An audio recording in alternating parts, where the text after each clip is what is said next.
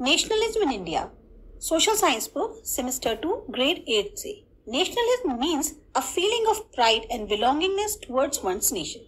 Nationalism का मतलब क्या हुआ कि अपने देश के प्रति, हमारे को जिस देश को हम बिलोंग करते हैं उसके प्रति हमें एक ऐसा फीलिंग, एक ऐसा अनुभव कि हाँ, हम अपने देश पे गर्व करते हैं। वही हमारी राष्ट्रीयता है कि हमें अपने देश में, अपने देश के ऊपर गर्व हुए।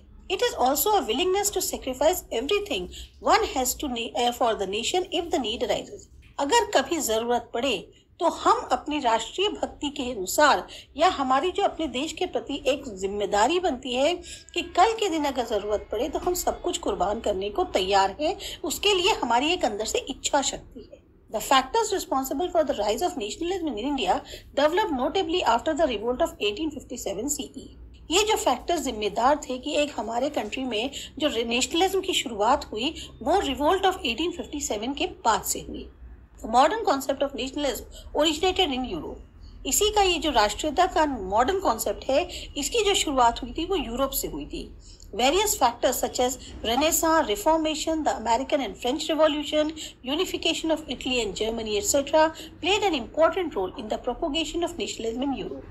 जो फैक्टर्स जिम्मेदार रहे जिसकी वजह से नेशनलिज्म यूरोप में बहुत ज़्यादा एक तरह से फेमस हो गया, प्रचार प्रसार हो गया, उसके कारण थे रिनेसांस, यानी कि एक नई अवेकनिंग की बात। रिफॉर्मेशन, बदलाव चाहिए। फिर अमेरिकन और फ्रेंच रिवॉल्यूशन हो गया, इटली और जर्मनी एक साथ मिल गए।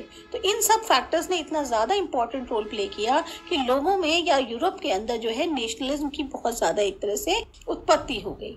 The British rule in India help Indians to gather the knowledge of the things happening around the world and change their political, social and religious economic views.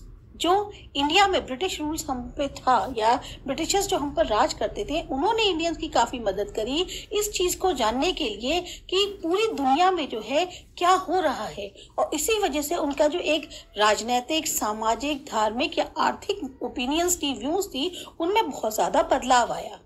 Various factors fostering the modern nationalism arose in India. बहुत सारे factors जो इस modern nationalism को जो है development में मदद कर रहे थे, उन्होंने जो है एक तरह से इंडिया में भी नेशनलिज्म की भावना को जगा दिया। The educated and the intellectual felt the need of self-rule in our country, and this thought gradually spread far and wide in the nation. अब लोगों को ये बात समझ में आने लगी थी, खासतौर से जो पढ़े लिखे विद्वान लोग थे, उन्हें ऐसा महसूस हुआ कि हमारी कंट्री में हमें खुद अपने को रूल करना चाहिए, बजाय कोई हम पे रूल कर रहा है। और ये जो एक ओपिनियन थी, एक जो विचार था, ये पूरे नेशन में फैल गया। It was followed by the feeling of national unity, और ये जो है एक तरह से आगे बढ़ रहा था अपनी राष्ट्रीय एकता को ध्यान में रखते हुए। एक ऐसा महसूस होने लग गया था सबको कि नहीं, राष्ट्रीय एकता की बहुत ज्यादा जरूरत है। We will study various factors that led to the rise of nationalism in India. तो हमारा ये जो चैप्टर है इसमें हम मेनली यही पढ़ेंगे कौन कौन से फैक्टर्स जिम्मेदार थे जिसकी वजह से हमारे यहाँ नेशनलिज्म की शुरुआत हुई। तो सबसे पहले बात करते हैं पॉलिटिकल रीजंस की। Before the British rule our country lacked political unity. British Raj से पहले हमारा कंट्री जो है वो राजनीतिक तौर पर एक नहीं था। India was divided into big and small princely states. पूरा इंडिया जो है वो छोटे छोटे बड़े बड़े जो है, जो प्रिंस लोग रूल, राजा लोग रूल करते हैं, उन स्टेट्स में डिवाइडेड था। Britishers defeated many Kings and established direct और इनडायरेक्ट रूल ओवर इंडिया। अब जब ब्रिटिशर्स आए तो उन्होंने बहुत से राजाओं को हराया भी, और चाहे डायरेक्ट तौर पे कहो या इनडायरेक्ट तौर पे कहो, इंडिया में अपना रूल एस्टैब्लिश कर लिया। Under the dominance of the Britishers, a uniform administration system was implemented. अब जब ब्रिटिशर्स का राज था तो उन्होंने एक ऐसा कामकाज का सिस्टम स्टार्ट किया जो हर जगह एक सा था। However, the overall experience of the British rule was not conducive. कहने को जो ओवरऑल एक्सपीरियंस रहा ब्रिटिश रूल का, वो जो है ऐसा नहीं था कि बहुत ज्यादा प्रेरणादायक रहा हो। Besides, there were many other reasons that led to the protest against the British rule. बल्कि बहुत सारे फैक्टर्स ऐसे और ज्यादा हो गए जिससे लोग जो है ब्रिटिश रूल के खिलाफ हो गए। Gradually, this protest became more prominent and widespread. धीरे धीरे ये जो विरोध था ये बहुत ज्यादा प्रोमिनेंट होता चला गया और पूरी जो इंडिया थी उसमें फैलता चला गया। ये तो था हमारा पॉलिटिकल रीजन। अब बात करते हैं इकोनॉमिक रीजन की। India was financially ruined due to the economic policies of the Britishers. Britishers जो आर्थिक नीतियां लेके आए उससे इंडिया जो है एक तरह से आर्थिक तौर पे बर्बाद हो गया। The Britishers took the raw material from India to England, and then the finished manufactured goods were sold in the Indian market. Britishers ने क्या करना शुरू किया, इंडिया से रॉ मटेरियल ले जाते थे इंग्लैंड और वहां पर चीजों को बनाते थे, सही से फिनिश करते थे और दोबारा लाके इंडियन मार्केट में बेच देते थे। The duty on the manufactured goods imported in India from England was negligible, whereas heavy taxes were levied on the commodities manufactured in India. अब जो इंग्लैंड से सामान यहाँ इंडिया में आ रहा है उस पे तो ड्यूटी बहुत कम लगाई, ना के बराबर, लेकिन अगर यहीं से जो प्रोडक्ट्स इंडिया में बन रही हैं उनके ऊपर बहुत ज्यादा हेवी टैक्सेस लगा दिए। As a result the Indian good becomes more expensive than the imported goods. नतीजा क्या हुआ कि जो इंडियन गुड्स थे अब वो ज्यादा महंगे हो गए बजाय बाहर से जो चीजें आ रही थी उससे। In this cut throat competition the handicraft and cottage industries of India could not sustain itself. अब जब एक तरफ इतना ज्यादा कंपटीशन हो गया कि बाहर की चीजें जो हैं वो सस्ती मिल रही हैं और अपनी ही कंट्री में बन रही चीजें बाकी महंगी मिल रही हैं, तो जो हैंडीक्राफ्ट और कॉटेज की इंडस्ट्री वो अपने आप को नहीं चला पाई। मेनी आर्टिसंस बिकम्स अनएम्प्लॉयड, बहुत सारे कारीगर जो थे वो बेरोजगार हो गए। Soon the Indians realized that it was the British policy to prosper England at the cost of Indian economy. तो एक तरह से इंडियंस को बहुत जल्दी इस बात का एहसास हो गया कि ये जो ब्रिटिशर्स की नीति है इससे क्या है कि इंग्लैंड तो फल फूल रहा है लेकिन उसकी कीमत कौन चुका रहा है, हमारी इंडिया की economy. This fostered the feeling of nationalism in the people of India. इससे क्या हुआ कि लोगों के में एक राष्ट्रीयता की जो भावना थी वो प्रेरित हुई। Transport and telecommunication. The railway, telegraph, post, land and waterways etc. were developed in India by the British for the military, economic and political reasons. अब इंडिया में जो रेलवेज थे, टेलीग्राफ है, पोस्टल सर्विस थी, लैंड और waterways थे, इनको क्यों डेवलप किया ब्रिटिशर्स ने, ताकि अपनी मिलिट्री, इकोनॉमिक और पॉलिटिकल रीजन जो है उनको फुलफिल किया जा सके। However, it turned out to be a boon in disguise for the Indians. लेकिन कहने को एक तरह से इंडियंस के लिए ये एक बहुत बड़ा फायदेमंद चीज साबित हुई। People came closer to one another due to the development of these facilities. अब लोग एक दूसरे के करीब आने लग गए क्योंकि आपको सहूलियत मिल रही है, रेलवेज मिल रहे हैं, लैंड और वाटरवेज मिल रहे हैं, आप टेलीफोन और वो टेलीग्राफ से, आप पोस्टल सर्विस से एक दूसरे से बात कर सकते हैं। Mobility of the intellectuals, artists and business class increased and they started exchanging thoughts and opinions. अब इससे क्या हुआ, जो विद्वान लोग थे, कलाकार थे या जो बिजनेस क्लास के लोग थे, उनकी तादाद जो है मूवमेंट की बढ़ गई और इससे क्या हुआ, एक दूसरे से विचार जो है अब उनका आदान प्रदान शुरू हो गया। Discrimination of caste, community and region become lesser due to increased communication and mass transportation. जो आपस में एक भेदभाव होता है जाति को लेकर, कम्युनिटी को लेकर, जो एरिया है, रीजन है, उसको लेकर, वो धीरे धीरे उसमें कमी आने लग गई क्योंकि लोगों का एक दूसरे से कांटेक्ट बढ़ने लग गया, साथ ही साथ चीजें ज्यादा मास उसमें ट्रांसपोर्टिंग होने लग गई।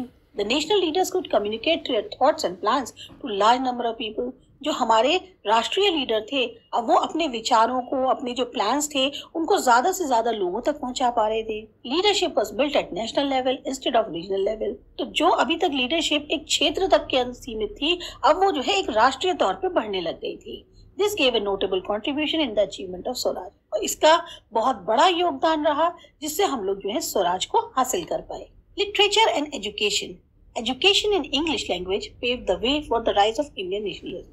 इंग्लिश लैंग्वेज में अगर आप पढ़ाई लिखाई करोगे तो क्या होगा, उससे आपको समझ आएगा कि एक्चुअल में ब्रिटिशर्स चाहते क्या हैं या उनकी क्या नीतियां हैं। इस चीज को समझने का एक मौका मिला और यहीं से रास्ता खुला इंडियन नेशनलिज्म का। The doors to the Western ideas of nationalism opened due to the English language. जो वेस्टर्न विचार थे नेशनलिज्म के, उनके जैसे कहते हैं दरवाजे खुल गए इसी इंग्लिश एजुकेशन की वजह से। Most of the literature in the world was available in English. ज्यादातर लिटरेचर किसमें अवेलेबल है दुनिया का, इंग्लिश में। The people of our country learned English language and become familiar with the recent trends in the world. जब लोगों ने English भाषा सीखी तो उससे उनको काफी हद तक जानकारी मिली कि दुनिया में एक्चुअल में ट्रेंड चल क्या रहा है। Thus, we were inspired by the ideas of democracy, liberty, equality and fraternity from the American War of Independence and the French Revolution. तो हमारे एक तरह से जो प्रभावित हुए हम वो उन विचारों से हुए जो डेमोक्रेसी को लेकर थे, लिबर्टी थी, इक्वालिटी थी, फ्रेटर्निटी यानी भाईचारा जो था। ये जो अमेरिकन वॉर ऑफ इंडिपेंडेंस या फ्रेंच रिवॉल्यूशन हुआ उससे काफी ज्यादा हम लोग भी इंस्पायर हुए। People developed self-confidence, recognized the power of unity and began dreaming about a bright future for the independent India. लोगों में एक अपने आप में आत्मविश्वास आया, अपनी एकता की जो ताकत है उसका एहसास हुआ, साथ ही साथ ये भी देखने लग गए कि हाँ अगर हम चाहें तो हमारा एक इंडिपेंडेंट इंडिया हो सकता है जिसमें हमारा एक उज्जवल भविष्य हो सकता है। Various novels, acts, stories, poems, songs etcetera were written in regional language. तो जो क्षेत्रीय भाषा होती है उसमें अलग अलग तरीके की नॉवेल्स हैं, प्लेज हैं, कहानियां हैं, कविताएं हैं, गाने हैं, ये सब लिखे जाने शुरू हो गए। This written literature spread the message of national unity and devotion. तो ये जो एक रिटन लिटरेचर था, इससे पूरे देश में एक एकता और जो एक देश के प्रति प्रेम है, आपकी भक्ति है, उसका मैसेज जो है फैलने लगे। फिर आते हैं न्यूज़पेपर्स पे। Newspapers made a vital contribution in spreading the national awareness. Newspapers का बहुत बड़ा हाथ रहा है नेशनल अवेयरनेस को, जागरूकता को फैलाने में। The newspapers published from Bengal, Mumbai, Chennai and other areas criticized the policies of the Britishers and it awakened national feeling in the heart of people. अब ये जो न्यूज़पेपर्स थे, इनकी माध्यम से जो कि बंगाल, मुंबई, चेन्नई या और बाकी एरिया में छप रहे थे, इन्होंने ब्रिटिशर्स की नीतियों की आलोचना करनी शुरू कर दी। इससे क्या हुआ, लोगों में एक राष्ट्रीयता की भावना फिर से जगी और लोगों को हुआ कि हाँ, हमारा इंडिया जो है वो इंडिपेंडेंट होना जरूरी है।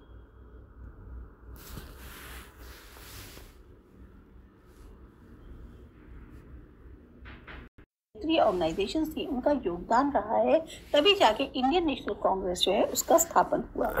By the time Sir A.O. Hume retired as a British officer, he had realized that the British Empire was not as secure as it appeared to be. जिस समय सर A.O. Hume रिटायर हुए एक British officer होने के नाते, तो magnificent and rich heritage of India. Ancient archaeologist Alexander Cunningham and his assistant excavated many sites of the Indian Asian civilization in the Indus Valley.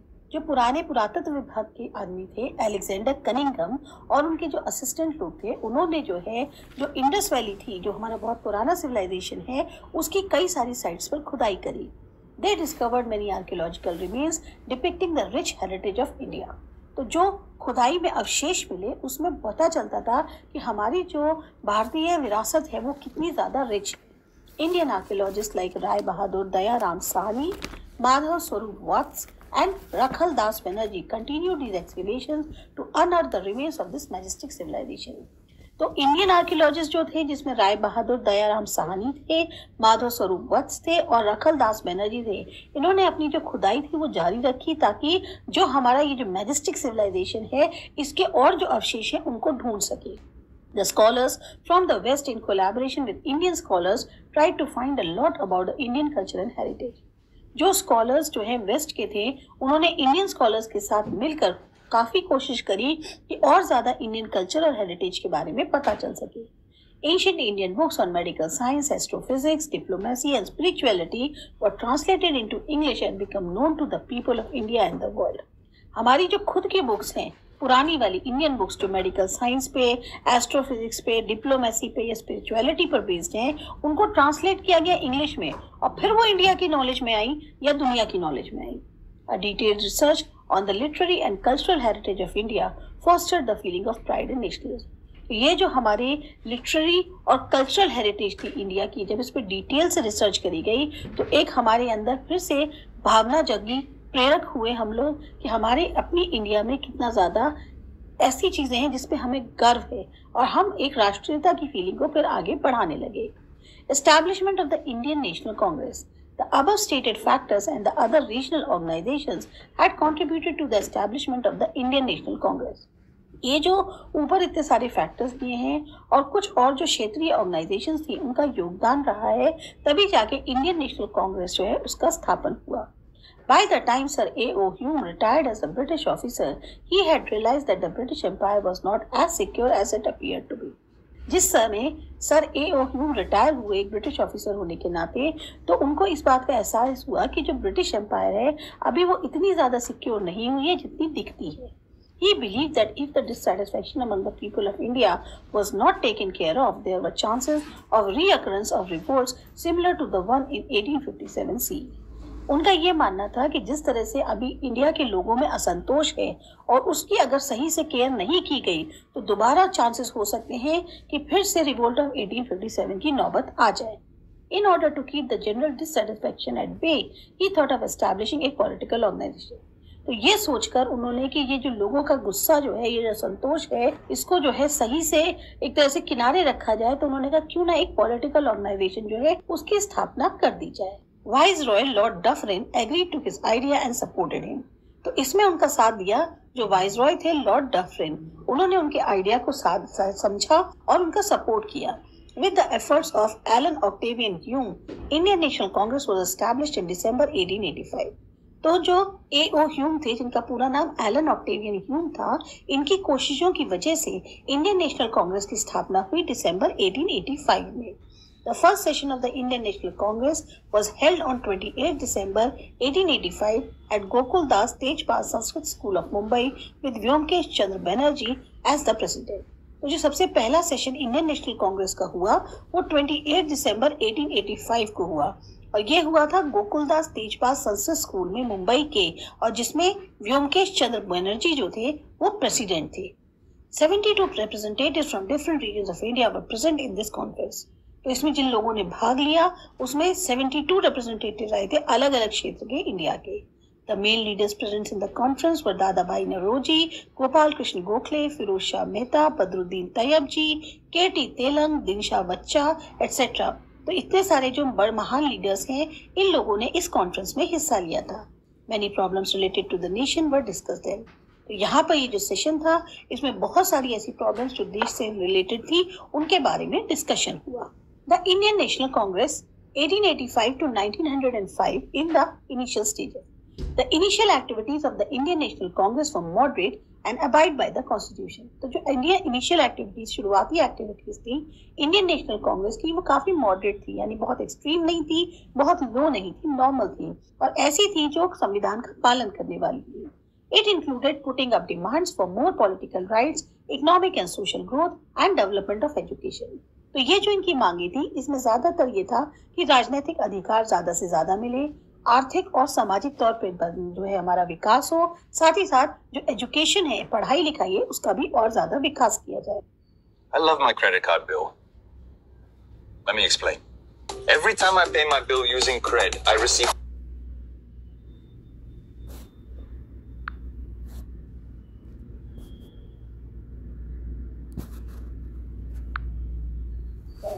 Among other demands, inclusion of more Indians in the government services, reduction of expenditure on military and other administrative departments, debt relief to farmers, revival of the cottage industries, etc. were included. इसके अलावा जो और इनकी मांगी थी वो ये थी कि ज्यादा से ज्यादा इंडियंस को गवर्नमेंट सर्विसेज में इंक्लूड किया जाए, जो खर्चा हो रहा है मिलिट्री या और बाकी एडमिनिस्ट्रेटिव डिपार्टमेंट्स पे उसको कम किया जाए, जो कर्जा है वो उससे थोड़ा सा एक तरह से रिलीफ दिया जाए फार्मर्स को, जो कॉटेज इंडस्ट्रीज हैं उनको दोबारा से बनाया जाए। इस तरह से जो है इनकी डिमांड्स शामिल थी। The British government turn down these demands, however these demands laid down a strong foundation of the future struggle. लेकिन ब्रिटिश गवर्नमेंट ने क्या किया, इनकी इन डिमांड्स को खारिज कर दिया और रिजल्ट क्या हुआ कि ये जो डिमांड्स थी इन्हीं की वजह से, क्योंकि अब आपकी जो डिमांड्स पूरी नहीं हो रही तो आप एजिटेट होगे, और एजिटेट होगे तो ये जो हमारा आगे का संघर्ष हुआ उसकी एक तरह से नींव की शुरुआत हो गई थी। The Indian National Congress passed many resolutions such as the expansion of the legislative councils and keep at least 50% elected representatives in it at the central and regional level. Indian National Congress ने बहुत सारे resolution pass किए जिसमें उन्होंने कहा कि जो legislative councils हैं उनका एक्सपेंशन करा जाए, 50% जो है इलेक्टेड रिप्रेजेंटेटिव्स होने चाहिए सेंट्रल और रीजनल लेवल पे। The parliament should be more answerable and transparent to the regional assemblies. जो पार्लियामेंट जो संसद है उसको ज्यादा से ज्यादा उसकी जवाबदेही होनी चाहिए, पूरी तरह से पारदर्शिता होनी चाहिए जो रीजनल असेंबलीज हैं उनके लिए। Due to the demand of the Indian National Congress, the British government granted more freedom to the press and granted more personal liberty and freedom of speech to the people of India. अब क्योंकि जिस तरह से demands हो रही थी Indian National Congress की, तो ब्रिटिश गवर्नमेंट ने क्या किया, फ्रीडम जो है प्रेस की दे दी, उन्हें आज़ादी दे दी कि हाँ प्रेस को आज़ादी देते हैं, या ज़्यादा से ज़्यादा छूट दे दी और फ्रीडम दे दिया बोलने का, अभिव्यक्ति की आज़ादी दे दी लोगों को। The Indian National Congress inspired many educated youths and fostered nationalism in the educated class. तो अब यही जो इंडियन नेशनल कांग्रेस थी, इसने कई सारे जो पढ़े लिखे यंग लोग थे उनको प्रभावित किया, साथ ही साथ फिर से प्रेरणादायक बनी कि नेशनलिज्म की भावना जो है पढ़े लिखे लोगों में और ज्यादा बढ़ने लग गई। As a result, many capable and potential leaders joined this organization. नतीजा क्या हुआ, बहुत से जो काबिल और वैसे वाले लोग थे उनकी हाँ ये लोग चीजों को आगे ले जा सकते हैं, उन्होंने जो है ऑर्गेनाइजेशन को ज्वाइन किया। Policy of divide and rule, the initial support by the British government to the Indian National Congress soon turn into hostility. पहले तो ये ब्रिटिश गवर्नमेंट ने जो है इंडियन नेशनल कांग्रेस का सपोर्ट किया, लेकिन बाद में उन्होंने एक तरह से उस चीज का अपना एक तरह से पलट लिया। The British government officials used to attend the sessions of the Indian National Congress, but later on the government banned the practice. शुरू में तो ब्रिटिश गवर्नमेंट के जो ऑफिशियल्स थे वो जो इंडियन नेशनल कांग्रेस के सेशंस होते थे उनको अटेंड करते थे, लेकिन बाद में उन्होंने क्या किया, गवर्नमेंट ने इनकी इस प्रैक्टिस को बैन कर दिया। Governor general Lord Curzon took certain steps against the interests of the national integrity and ignored the opinion of the Indians. अब जो उस समय के गवर्नर जनरल थे लॉर्ड कर्जन, उन्होंने कुछ ऐसे कदम उठाए जो कि हमारी नेशनल इंटीग्रिटी के खिलाफ थे, इसके इंटरेस्ट के खिलाफ थे, और जो लोगों की राय थी इंडियंस की वो उसको पूरी तरह से नकार दिया। He partitioned Bengal in 1905 CE as a part of his policy of divide and rule. नतीजा क्या हुआ, इन्होंने बंगाल को जो है अलग कर दिया 1905 CE में, जो कि उनकी डिवाइड एंड रूल की नीति थी उसके अंतर्गत आता था। Partition of Bengal 1905। Bengal was the biggest province in the British India. सबसे बड़ी प्रोविंस, सबसे बड़ा क्षेत्र जो था वो बंगाल था ब्रिटिश इंडिया का। It included certain parts of Bihar and Orissa with a population of more than 7 crore 80 lakhs। इसके अंदर कुछ हिस्से बिहार के और उड़ीसा के भी आते थे, तो उसकी जो पॉपुलेशन थी वो 7 करोड़ 80 लाख से ज्यादा थी। It was necessary to divide Bengal since the administration of such a big province was becoming difficult. अब उनको ऐसी जरूरत महसूस होने लग गई कि बंगाल का अलग होना जरूरी है, क्योंकि इतनी बड़े क्षेत्र का कामकाज संभालना मुश्किल हो रहा था। Instead of removing the parts of Bihar and Odisha, Eastern Bengal with a majority of Muslim population was separated from it. बजाय बिहार और उड़ीसा के पार्ट्स को अलग करने के, ईस्टर्न बंगाल जिसमें मेजॉरिटी मुस्लिम पॉपुलेशन की ज्यादा थी उसे जो है उससे अलग कर दिया गया। Bengal was the most active province in the national activities at that time. उस समय बंगाल सबसे बड़ा ऐसा एक्टिव प्रोविंस था जो राष्ट्रीय एक्टिविटीज जो थी उस समय उनमें ज्यादा करी जा रही थी। The main intention of the Lord Curzon was to promote communal difference between Hindus and Muslims by this action and thus weaken the momentum of political awakening among the people.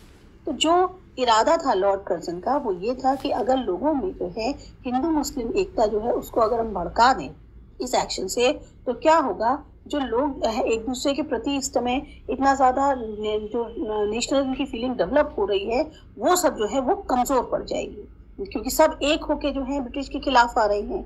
अगर हम इस तरह से डिवाइड एंड रूल पॉलिसी कर दें, हिंदू मुस्लिम लड़ा दें, तो क्या होगा, उससे लोग जो है आपस में कमजोर पड़ जाएंगे, वो लोग अलग अलग हो जाएंगे और ये लोग आराम से राज कर पाएंगे। National leaders and the common people understand the intention behind the partition and opposed it intensively. लेकिन जो नेशनल लीडर्स थे या जो आम जनता थी उसको समझ में आ गए थे कि क्या इरादे हैं इस पार्टीशन के पीछे, और इस वजह से उन्होंने इसका पूरी तरह से विरोध किया।